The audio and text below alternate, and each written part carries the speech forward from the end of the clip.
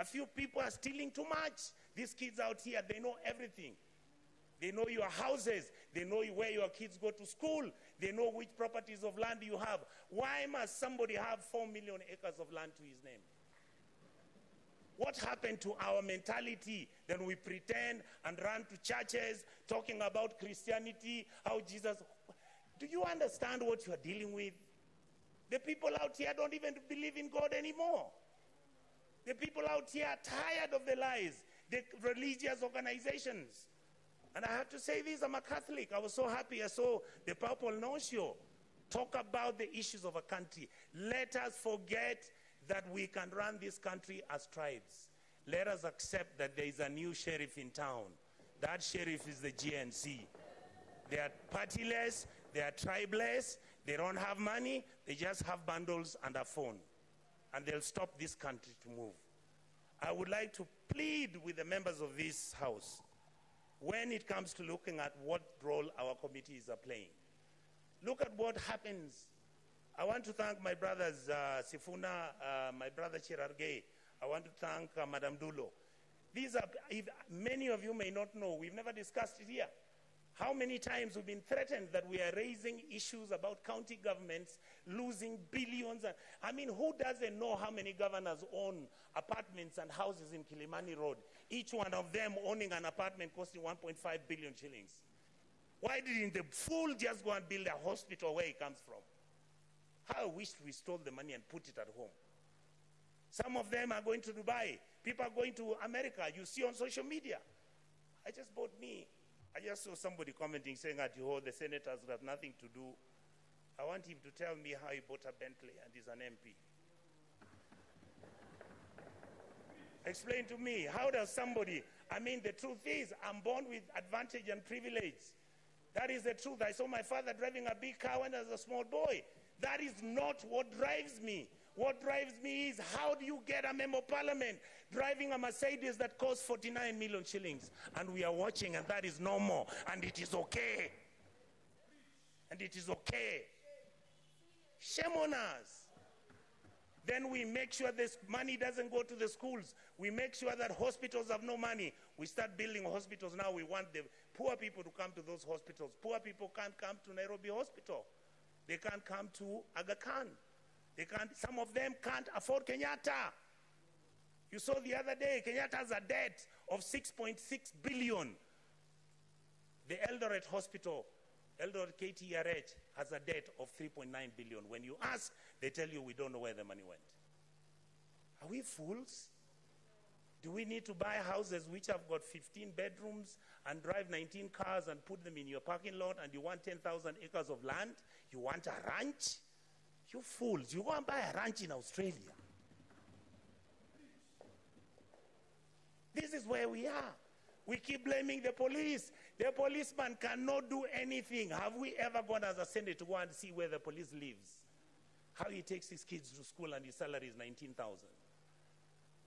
And this house has to start thinking about those things. We guys must begin, and we ladies and gentlemen in this house must begin to agree that we can reduce our salaries, that we can drive smaller cars, that we can wear kaundas. In fact, the only thing I'm very annoyed about the president, I'm the one who started wearing kaundas. Now he has given kaunda a bad name. I want Kenyans to love kaundas the way I loved them. Let us wake up, Kenyans. We can't play football.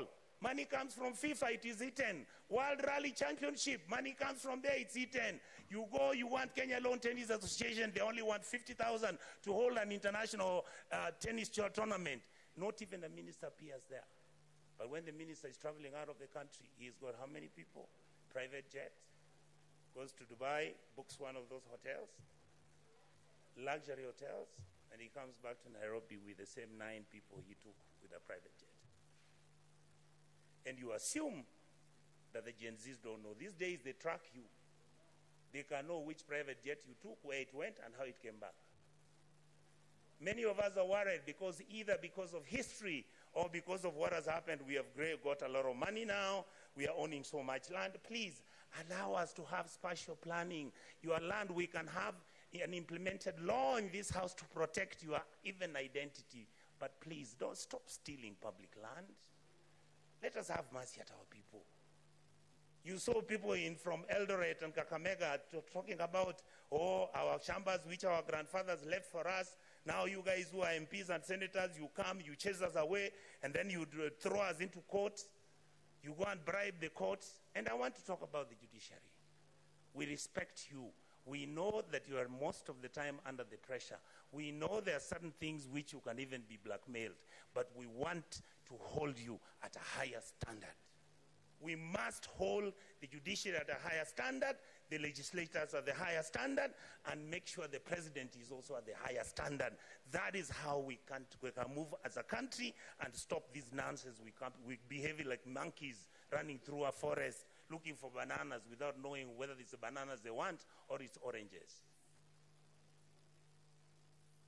I really, really want to say this, Madam Speaker, finally. I was nearly giving up on my country. I have changed my mind because of today. The young men who are fighting for this country have done us proud. Let us treat them with dignity. Let us make sure we engage them. Let us stop doing the things which make them angry, desperate, and upset with the ruling class. The truth is, if this country breaks down, it takes all of us down. I can tell you, I was in South Sudan when we were doing the comprehensive peace agreement. I visited as a minister, as a young minister, to go and do what was called a referendum. I've been to Khartoum. I have been to Mali. I've been to a country in West Africa. I'll remember the name, Madam Speaker. You look at how people have been treated and how the political class has treated their people. Everybody looks destitute and everybody is desperate. Let us change our ways. We can run the country peacefully, make sure everybody is a person of dignity. Let's treat our people kindly. A country that never takes care of its most vulnerable is a country that is not worth talking about. So I want to ask the political class, I want to ask all our auditors, I want to ask all members of the county assembly, please, members of the county assembly, your job is to oversight, the MP's job is to oversight, and the senator's job is to oversight. Let the governors run the place. If they bribe you, you will not get development.